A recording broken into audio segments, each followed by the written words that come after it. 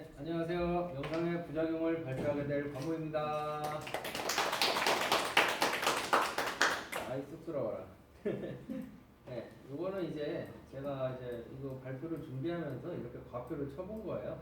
네, 반나절 만에 뚝딱하기 위해서는 이렇게 과표 정리를 먼저 하고 PPT를 뽑아내는 작업을 해야 빠르게 작업을 할 수가 있습니다. 네, 이제 발표를 본격적으로 시작을 하겠습니다. 제 이름이고요. 발표 제목은 명상의 부작용입니다. 네, 다른 내용인데요. 이제 심리치료 명상에서 나타나는 부작용과 원인, 그리고 심리치료 명상의 부작용에 대한 불교적 견해와 해결 방안, 그리고 또 선수행자에게 일어날 수 있는 부작용, 잘못된 견해에 빠지는 부작용, 이거 안 맞다. 뭐 이럴 수도 있어요. 심층심리학에서 본 정신적 위기와 해결 방안에 대해서 다루도록 하겠습니다. 네, 일단 첫 번째, 명상이 뭔지 알아야 부작용을 알죠. 명상이란 무엇인가? 명상에 대한 책들이 이렇게 많아요. 명상이란 무엇인가? 이게 구글에서 검색하면 바로 맨 위에 나오는 이미지들입니다. 명상의 세계 명상이란 무엇인가? 너무 많아서 피카츄가 지금 놀라고 있어요. 네, 이거는 이제 제가 한 10년 전에 이렇게 나눠본 분류법인데요. 고등종교 수행에서는 인간액이라고 초월액이 이렇게 딱 둘로 이렇게 깔끔하게 나눌 수가 있더라고요. 힌두교 어떤 브라흐만이 있고 내가 그것을 향해 가는, 도교 어떤 신선의 세계가 있고 그것을 향해 내가 가는, 기독교 어떤 하나님이 있고 내가 그분의 품에 가는, 그러나 인간에게는 오로지 불교라는 거. 근데 이제 이것들은 이제 고등 종교 수행이고요. 밑에는 이제 현대에서는 위에 것들을 다 응용해서 밑으로 살펴볼 건데요. 일단 첫 번째 제일 유명한 마크 앱스타인이죠. 그 붓다에 대한 그 다큐멘터리 같은데 하면은 이 사람 꼭 나와요. 심리적으로 정신치료를 할 수 없는 명상의 한계를 지적했죠. 왜? 명상은 덜 방어적인 존재로 만든다는 겁니다. 방어가 뭘까요? 예를 들어서 제가 민경양 이렇게 야 때리면 민경양이 방어를 하겠죠. 야 이게 방어일까요? 아닙니다. 민경양은 저에게 불교에 대해서 족보를 제공받아서 시험을 꽤 잘 쳤죠. 그렇기 때문에 저에게 반격을 할 수 없어요. 관무스님이 나쁜 하면서도 그 마음을 억누르는 그게 방어입니다. 현실에 내가 적응을 해야 돼. 불교 시험에 적응하기 위해서 자기의 마음을 억누르는 것이 바로 방어입니다. 근데 살면서 쌓아온 방어가 그거 하나뿐일까요? 어마어마하게 많겠죠.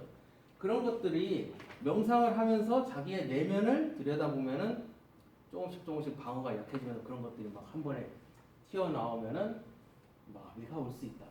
이거 어마어마한 얘기입니다. 네. 그 다음에 다니엘 브라운과 잭 앵글러는 다른 거 다 볼 필요 없어요. 자기 경계선의 부재에 대한 합리화로 명상이 악용될 수 있다고 했습니다. 경계선의 부재, 이게 아마도 이 사람들이 게슈탈트 심리학자인 것 같은데 그 게슈탈트 심리학에서는 접촉 경계 장애라고 합니다. 뭐가 접촉 경계 장애라고 할 수 있을까요? 예를 들어서 이건 확실하죠. 나는 나, 너는 너인데 종교단체에서는 이제 일심동체를 막 강조하는 경우가 많죠. 일심동체. 우리는 하나. 그런 것들이 이제 어떤 자기 경계선에 대한 부재에 대한 합리화가 될 수 있더라. 근데 이게 굳이 종교단체까지 안 가도 우리 일상생활에서도 일어날 수 있습니다. 예를 들어서 교수님이 수업을 하시는데 제가 앞에서 막 까불까불 하죠. 그럼 교수님이 아유 저 스님은 아주 그냥 내면이 아주 장난스러워 뭐 이런 식으로 생각을 하실 수가 있겠죠. 물론 이제 그거는 일종의 약한 생활 속에서 일어나는 접촉 경계 장애입니다. 왜냐하면 제 마음은 제가 알고 교수님은 제 마음을 모르니까요. 그런데도 우리는 그런 식으로 해서 접촉 경계에 장애가 일어나지요. 그 다음에 예를 들어서 또 접촉 경계 장애는 제가 예전에 절에서 살 때 한 4년간은 산문 밖을 안 나온 적이 있습니다. 그러니까 신도분들이 막 젊은 스님이 막 고생한다고 새벽 12시인가? 한밤중에 밤 12시에 갈비찜을 해와서 왔어요. 절에서 고기를 못 먹으니까. 예, 그분들은 이제 막 애기 스님이 막 어떻게 할까 하고 나름대로 그 자신의 어떤 경계를 넘어서 제 마음을 예단한 거죠. 그런 것도 일종의 접촉 경계의 장애일 수가 있습니다. 물론 저는 맛있게 잘 먹었어요. 아베르토 페레즈, 제레미 홍조, 샤피로 크레벤쿠츠 이 사람들은 생리적 문제점을 연구한 사람들이라 생략하고요. 그 다음에 자아초월 심리학자인 프란시스 본입니다. 명상을 통한 영성의 개발 과정을 3단계로 나눠놨습니다. 1, 2, 3인데요. 저는 개인적으로 1번은 예전에 정신분석학을 공부하면서 매일 아침에 그 자신의 꿈을 기록하고 그 꿈에서 나의 감정이 뭐가 드러나는지를 분석하는 과정을 통해서 1번 단계를 전부 다 겪어봤습니다. 자기 기만, 내가 이렇게 자기 길을 기만했구나. 자기 불신, 나는 이렇게 착한 줄 알았는데 꿈에서는 아니네. 자아 인식에 대한 두려움, 꿈에서는 내가 또 다른 자아로 등장하거든요. 그 다음에 내가 지은 살면서 지은 죄책감, 욕망, 분노, 영적인 충동, 자기 인식, 자기 배신, 이런 것들이 제가 예전에 꿈을 분석하면서 느껴봤던 것이고요. 그 다음에 2번하고 3번은 이제 말이 있어요. 높게 보양된 자아가 갈 곳은 결국 추락합니다. 그래서 이렇게 자기가 어떤 영적 통찰력이 높다고 느껴지는 자아가 보양된 사람들은 어느 순간 이게 뚝 떨어지는 그 시점이 옵니다. 그래서 머지않아 우울해지고 의기소침해지자 정신과 의사인 안도 오사무입니다. 이 사람은 이제 프란시스 본이 3단계로 나눈 거에 비해서 안도 오사무는 이제 4단계로 나눴습니다. 첫 번째는 이제 준비 훈련기인데요. 그 신체를 안정시키고 내면을 관찰하는 그런 과정 속에서 그 익숙치 않은 감정들을 수반한 의식, 감정이 막 명상을 하다 보면 갑자기 예전에 내가 뭐 누구한테 안 좋은 일을 당했던 그런 기억들이 막 오는 그런 경우가 있어요. 그러면 강렬한 충격을 가지고 밀려오는 의식이죠. 그리고 약간 환각도 보고 시청각적 체험도 하고 기묘한 신체 감각도 느껴진다. 그때 이제 내가 5가지가 이제 나오는데 이 중에 이제 나머지들은 다 알 수 있는 건데 여러분들이 영혼의 어두운 밤은 조금 알기가 어려울 거예요. 이거는 이제 불교하고는 좀 거리가 먼데요. 영혼의 어두운 밤은 이제 기독교 그 영지주의, 신비주의자들이 겪는 그런 부작용입니다. 예를 들어서 그 사람들은 목적이 하느님에게 내가 이렇게 다가가는 거죠. 그래서 막 묵상을 통해서 어떤 내가 하나님과 하나된 체험을 반드시 합니다. 근데 문제는 다시 현실로 돌아올 수밖에 없죠. 그러면은 그럼 어떻게 된 거죠? 내가 하나님 품에 있었는데 난 거기서 버림받았어. 떨어져 나오고. 거기서 오는 어마어마한 우울감과 어떤 좌절감이 바로 영혼의 어두운 밤. 다크나이트 오브 더 소울. 아무튼 그 다음에 2단계는 집중 명상기입니다. 내적 대상, 호흡이나 이미지, 빛, 니미따라고 하죠. 거기에 마음을 안정이 가능하게 해지는데 이제 지각의 변용이라는 게 일어납니다. 마음을 한 곳으로 집중을 싹 하고 있으면은 뭐랄까 신체가 막 붕붕붕붕 진동된다든지 내가 막 허공을 막 날아다니는 그런 기분이 든다든지 그런 것들이 이제 지각의 변형인데 이따 뒤에 켄 윌버가 그거 전문가입니다. 그 다음에 유사열반이라는 건 이제 새끼 삼선정에서 이제 이런 체험들을 할 수 있고요. 그 다음에 선병, 상기 증세죠. 특히 화두 청구하는 사람들이 상기 증세가 많이 일어날 수가 있습니다. 그러면 이제 절에서는 이제 막 얘 상기 일어났어. 그럼 막 머리에 막 침 꽂고 뭐 어쩌고 하는데 제가 처음에는 그런 것들이 막 적응이 안 됐어요. 이게 뭐야 하는데 절에서 한 3년 이상 살다 보니까 나중에 제가 제 머리에 침을 꽂게 되더라고요. 절에 살다 보면 늘어나는 거는 부처님법이 아니라 이상한 민간요법이에요. 자, 그 다음에 선병이라는 거, 얘기 하나 준비한 게 있었는데 넘어가. 네, 명상 발달 단계에서 일어날 수 있는 부작용 4단계입니다. 통찰 명상기, 고도의 명상 체험, 이기감을 갖다가 획득하는데 니체도 약간 샤먼 기질이 있었어요. 니체가 뭐라고 했는지 아십니까? 네 안에 있는 귀신을 몰아낸답시고 위대한 존재를 몰아내지 마라. 그래서 샤먼적 위기에 겪는 사람들은 어떤 그 환청이나 환각에 대해서 맞서 싸우라고 그 조언을 합니다. 왜냐하면 그런 것들과 맞서 싸우다 보면 그런 것들이 이제 점점 좋아지는 그거 이제 심리학에서는 쇄신 프로세스라고 합니다. 그런 샤먼적 위기가 있고요. 그다음에 쿤달리니 각성은 존 웰우드는 영적 우회라는 거를 이제 말했는데요. 넘어가. 영성을 이용해서 해결되지 못한 개인의 과제를 우회하려는 점을 지적을 합니다. 이게 이제 미해결 과제라는 건데요. 이것도 게슈탈트 심리학 용어입니다. 예를 들어서 물을 굉장히 사랑하는 사람이 있었어요. 막 물만 보면은 막 엄청나게 마셔대고 막 난 원래 물 좋아해, 나 물 종족다 이런 사람이 있었는데 심리 치료를 받으면서 드러나게 된 어떤 그 사람의 내면의 과제. 어렸을 때 알고 보니까 수영 선수가 꿈이었던 거예요. 근데 다리를 다쳐서 그 꿈이 좌절되었고 그거를 갖다가 본인이 받아들이지 못하니까 대신 물을 그냥 좋아하는 걸로 본인이 인식하는 걸로 그런 게 이제 미해결 과제죠. 근데 이런 사람이 예를 들어서 물이 아니라 어떤 뭐 교회에 중독되었다든지 불교에 중독되었다든지 이러면 어떨까요? 그게 이제 영성을 이용하여 현실에서 해결하지 못한 과제가 되는 겁니다. 그 다음에 한 가지 더 재밌는 얘기를 하자면 제가 예전에 사이코 드라마를 배우려고 이제 용인대 정신병원에서 그 세미나를 갔어요. 근데 거기서 이제 어떤 그 시범을 보이잖아요. 드라마 이렇게 빈 의자를 놓고 예전에 당신에게 상처를 줬던 사람이 여기에 앉아 있고 거기에 대해서 말을 해보세요. 뭐 이런 식으로 이제 사이코 드라마가 진행이 되는데 그 세션 진행하는 사람이 굉장히 쩔쩔맸어요. 왜냐면은 이 간호사 시범 보이는 간호사가 그 내면에 해결하지 못한 그 과제를 절대 풀지 않으려고 하는 거예요. 꽁꽁 싸매고. 그래서 잠깐 세션 중단하고 막 개인적으로 불러서 막 대체 왜 그러느냐 막 하고서 이제 막 난 절대 이걸 풀 수가 없어 왜 그래서 그 사람이 무슨 말을 했는지 아직까지도 기억이 납니다. 내가 인생을 살아가는 원동력이 이 분노인데 이거를 놓아버리면 나는 이제 어떻게 살지? 와, 그거 보고 옆에 있던 간호사가 막 이러면서 아무튼 그래서 보통 상황 같으면 그냥 적당히 뭐 해결된 척이라도 하고 이제 막 넘어가면서 할 텐데 굉장히 인상 깊은 그런 체험이었어요. 아무튼 이런 것들이 이제 개인의 과제를 우회하려는 그 영적인 회피고요. 그 다음에 켄 윌버. 켄 윌버 엄청 똑똑한 사람이죠. 켄 윌버는 이제 전초오류. 전 예전에 이게 대체 무슨 말인가 했어요. 전 개인적 할 때 제가 여기 녹색으로 표시해놨죠. 전. 그 다음에 초 개인적 할 때 이 초, 전, 초. 이 수행의 발단 단계 1단계, 2단계, 3단계에서 각각의 문제가 다르게 일어날 수 있는데 이런 것들을 잘 구분해야 한다는 게 바로 전초오류입니다. 진짜 빠르가 있다고 저는 생각을 합니다. 그 다음에 크리스토퍼 거머, MSC의 창시자이고 우리 학교 서광 스님께서도 이 MSC를 열심히 보급하고 계시죠. 저번에 선우 스님하고도 같이 MSC 다녀갔는데 거기서 배운 개념이 바로 역류입니다. 백 드래프트라는 거죠. 얼마 전에 이제 찜질방에서 화재 났을 때 소방관들이 왜 유리를 깨고 들어가지 왜 안 들어가느냐라고 비판을 받았죠. 근데 그 유리를 깨면은 밖에 있던 신선한 공기가 안으로 확 유입이 되면서 안에 있던 그 작은 불씨들이 갑자기 확 나와가지고서 더 엄청난 재앙으로 번질 수가 있다고 하는 것이 바로 백 드래프트, 역류입니다.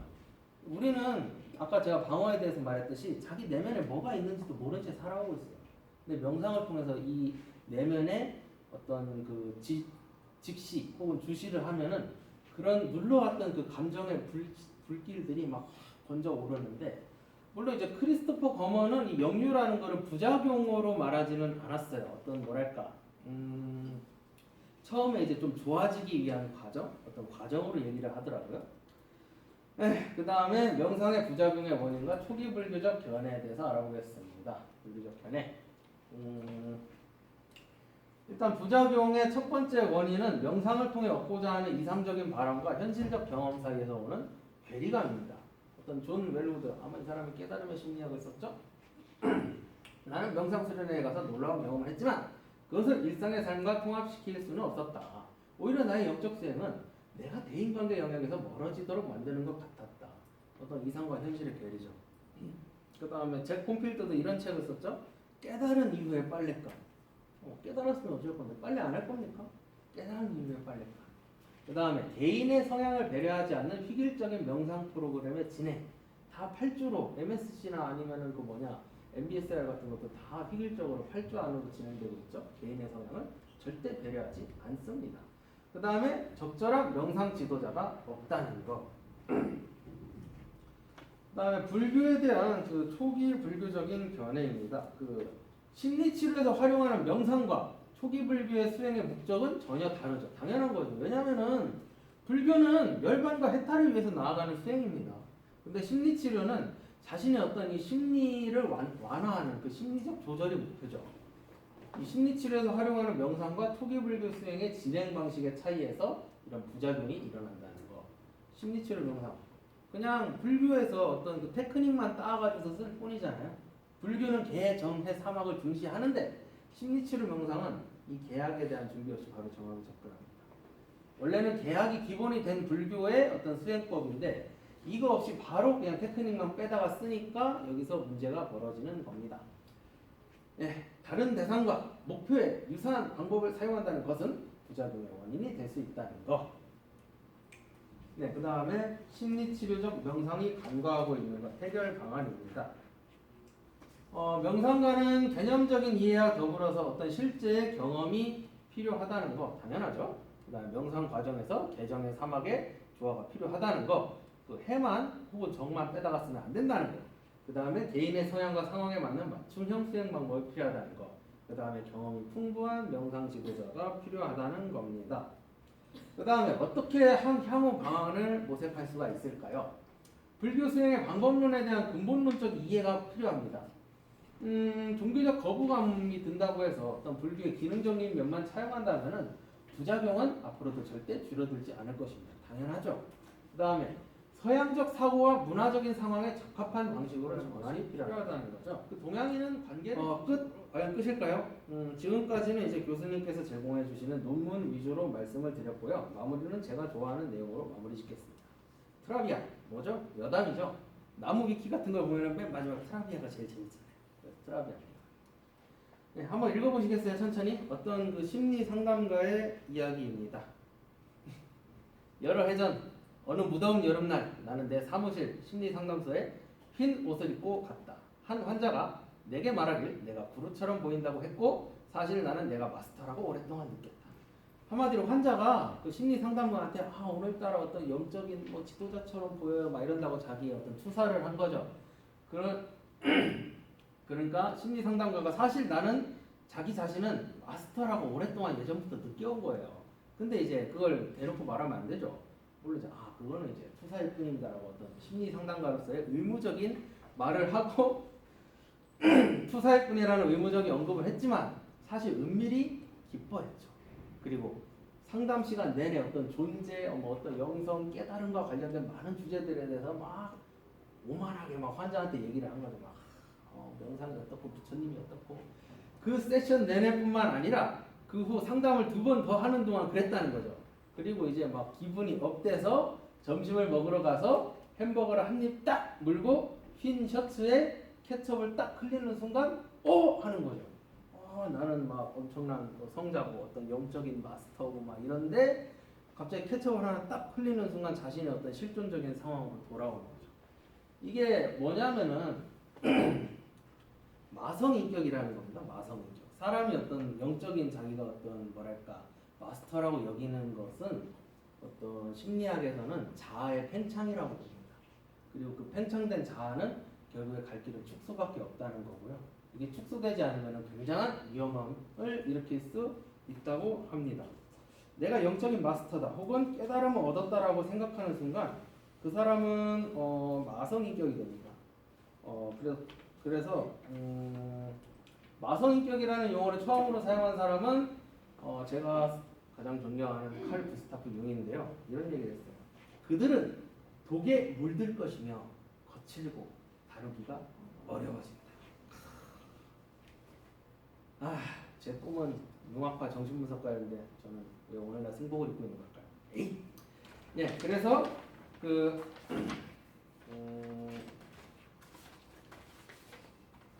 마성인격이 된 사람들은 마성인격에서 풀려난 후에 스스로 이렇게 느끼죠. 그 말을 한 것은 내가 아니라 그것이었구나. 나를 중독하게 하는 어떤 종교적인 어떤 감정 체험 그것이었구나. 그래서 우리가 명상에서 추구해야 할 목적은 어떤 영적인 완전함이 아니에요. 완전함이라는 것은 어떤 뭐랄까 도달할 수 없는 이상향? 어떤 뭐랄까 항상 북극에서 빛나고 있는 북극성 같은 거예요. 그거는 도달할 수가 없죠. 하지만 우리가 가야 할 길을 비춰주기는 하죠. 우리는 완전함을 향하되 완전함을 향하는 길목에서 얻는 온전함을 추구해야 합니다. 그래서 완전함보다 온전함을 추구하기. 이거 한번 읽어볼까요? 한 사람이 너무 첨예한 갈등 때문에 참을 수 없는 지경에 이르렀다면 그것은 그가 인생을 제대로 살고 있다는 뜻이다. 내적인 모순에 의한 갈등이 없는 인생은 반쪽짜리 인생이거나 하늘 위의 천사들에게나 가능한 초월적인 삶이다. 저는 이거 보고 굉장히 20대 초반에 많은 위안을 얻었어요. 내적으로 갈등이 너무 심했거든요. 우리는 이제 갈등 때문에 어떤 완벽함을 추구하고 싶어 하죠. 하지만 갈등을 없앤다는 것은 이제 불가능합니다. 오히려 갈등은 여기에 나와 있는 말대로 인생을 제대로 살고 있다는 증거입니다. 인생을 제대로 살고 있기 때문에 갈등을 하죠. 내적인 갈등과 압력을 다루는 것이 바로 우리가 가야 할 길, 즉 도입니다. 도 닦는다고 하죠, 흔히. 근데 융은 도에 대해서 이렇게 얘기했어요. 완벽하게 도를 이루겠다는 목적은 그저 이상일 따름이다. 본질적으로 중요한 것은 도를 이루기 위한 작업 그 자체이다. 평생 동안 도를 이루기 위해 작업하는 것, 그것이 바로 우리가 사는 동안 추구해야 할 목적이다라고요. 즉 완벽하게 도를 이루는 것 불가능합니다. 우리가 어떻게 북극성에 도달합니까? 단지 그것이 비치는 길을 갈 뿐이죠. 도를 이루기 위한 작업 그 자체, 즉 완전함을 추구하는 과정에서 온전해지는 것이 중요하다고 융은 봤습니다. 네, 끝. 진짜 끝입니다. 네, 감사합니다. 이거 제가 학교에서 시험 때문에 날밤 새면서 이제 새벽 2시에 이렇게 다리치기 쫙 한 거예요. 잘 안 보여요. 네, 감사합니다. 앞에서 계시고요. 발표 잘 들었고 오늘 발표와 관련해서 질문해 주실 두 분. 네, 저부터 하면요. 볼까요? 회단에 대한 전달을 이렇게 많이 해주셨는데 네. 여기 그 중에 이제 전달을 하는 과정에서도 개인의 의견이 좀 많이 들어가셨는데도 네. 가셨는데 그 중에서 본인이 생각하기에 이 학자의 이 어떤 부분 어떤 이렇게 융합된 게 아닌 뭐 어떤 부분 이제 통합을 하셔도 좋고 네. 그러니까 그 부분에서 지금 뭐 현대에서도 그렇고 뭐 초기 수행도 관련해서도 그리고 그 간호사가 이렇게 행동하는 거에 관련해서 네. 배우려고 하는 입장에서 바라봤을 때 네. 그러면 그 사람을 어떻게 치료를 했어야 될까를 혹시 고민은 해보셨는지 하는 개인적인 생각이 들어서 저는요 치료라는 거는 내가 하는 게 아니라고 생각합니다. 심리학에 이제 리비도라는 개념이 있죠. 리비도는 이제 프로이드적인 여기서 말하는 리비도가 아니라 융은 이제 어떤 마치 이제 우리가 어떤 이게 다 자연 에너지잖아요. 빛이 이렇게 흘러 들어와서 자연의 엔트로피가 흘러가고 그런 것처럼 심리적 에너지도 어떤 물이 흘러가는 걸로 봤습니다. 근데 이제 어떤 마음의 벽, 아니 마음의 어떤 상처 이런 것들은 물이 심리적 에너지, 리비도가 잘 흘러가다가 어떤 보에 막힌 거예요. 그럼 막혔으면 어떻게 되죠? 리비도가 흘러가지 않고 축적이 되죠. 축적이 되어서 충분한 그 에너지 리비도가 쌓이면은 비로소 그 보를 넘어갈 수가 있는 겁니다. 근데 축적이 되기까지는 시간이 필요하죠. 그거를 참고 인내하고 기다려주고 다 받아주는 게 상담가의 역할이지 그걸 치료하겠다고 하는 건 진짜 오만한 겁니다. 그건 치료가 상담가가 치료를 하는 게 아닙니다. 그 사람이 직접 그 리비도가 다 충분하게 채워지고 그걸 넘어갈 수 있게끔 기다려주고 혹시나 자살할 것 같으면 그런 거 좀 막아주고 그리고 막 어떤 분노라든지 이런 것도 일어나면 다 받아주고 이런 것이 이제 심리 상담에서 상담가가 해야 되는 일이라고 배웠습니다. 예. 제가 바로 써야 되는 거겠지만 네, 그런 좀 생각이 들어서 같이 얘기를 하면 좋겠다 해서 그건 아주 진짜 좋은 의견입니다. 근데 이제 저는 조금 생각이 달라요. 뭔가 마음의 상처가 있다고 해서 그거를 이제 막 발산하고 막 그거를 갖다가 상담가에게 막 풀어내고 그런 것들은 분명 필요하긴 한데 그것이 치유를 가져오진 않아요. 이건 이제 제가 사랑하는 융의 관점인데요. 아니 치유가 가져오지 않는다고 그렇게 단정하시면 안 돼요. 실제로 그렇게 지금 상담을 하고 있는 분이 이제 교육 과정에서 말씀하셨던 내용이기 때문에 그거는 그럴 수 있다고 인정을 할 수도 있는 거지만 그렇지 않다고 말씀하시는 거는 조금 오히려 오해가 있고 좀 모르시는 부분이 있는 걸 수도 있어서 이거는 그 제가 부정을 하진 않아요. 근데 관점의 차이인데요. 그거를 갖다가 발산을 하지 않으면은 내면에서 그거를 극복하기 위한 프로세스가 자동으로 일어납니다. 모든 트라우마는 말한 건 아니고 네. 여기까지. 네. 네. 그 다음에 선영 씨. 영상 부작용의 내용 중에 네.